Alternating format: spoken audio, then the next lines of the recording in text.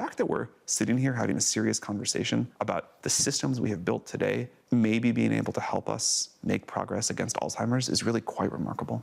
Sam Altman is used to thinking big. With the creation of ChatGPT, his company, OpenAI, is changing how we work, plan, and think.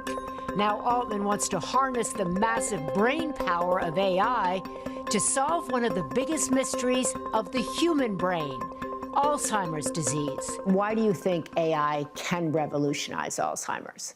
Alzheimer's is an incredibly complex disease. AI is very good at synthesizing huge amounts of data, being an expert in multiple different fields, and bringing together the insights across all of those. His OpenAI Foundation now pledging one of the largest donations ever to Alzheimer's research. $100 million to study how AI can fast-track better diagnostics, treatments, and even a cure. Why Alzheimer's? Did someone you love get it? Thankfully, no.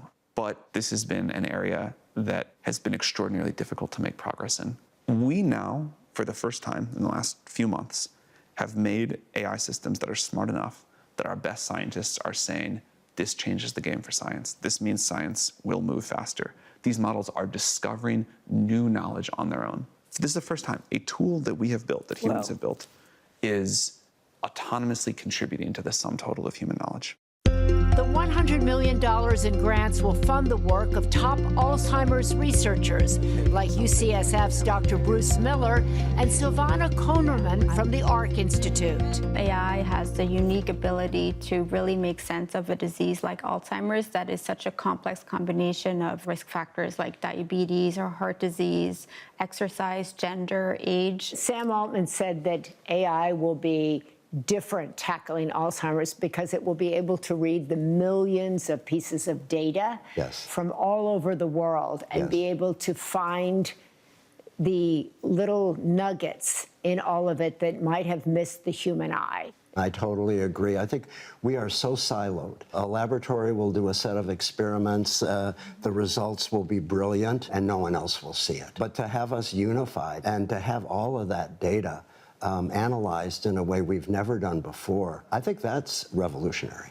Altman says solving Alzheimer's is only the beginning. His foundation vowing to pledge $25 billion to life sciences and curing diseases, as well as to protecting society from the misuses of AI. What can you say to people who assure me that humanity is not going to be annihilated and these machines are going to take over the world? Not every technological change has been good for humanity on the whole. For sure, there will be jobs that AI does entirely, and society will have to evolve to be resilient.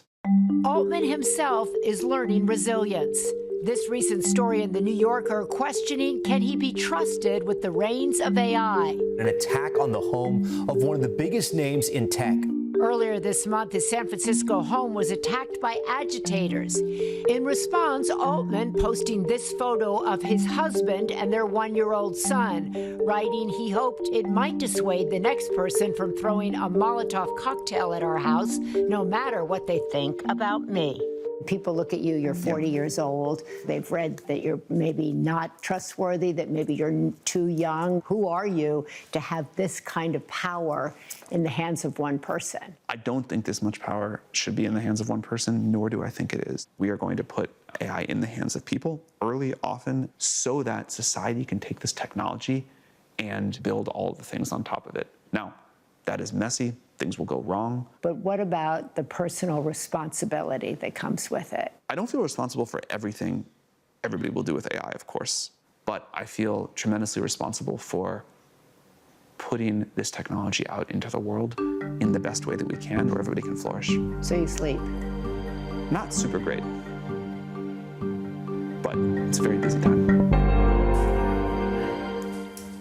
Interesting conversation, Maria. So when it comes to the $100 million donation, how quickly do researchers think this could actually lead to advancements that people could see?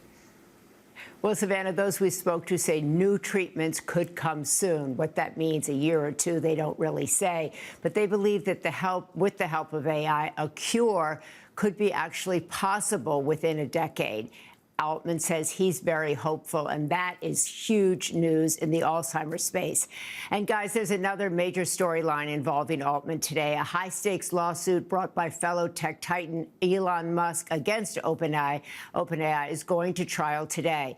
Musk was one of the main funders of the company when it began as a nonprofit, but he's now suing, saying he was misled about the company's plans to transition into a for-profit company. So we'll keep our eyes on all of that along with everybody else. All right, Maria, thank you very much.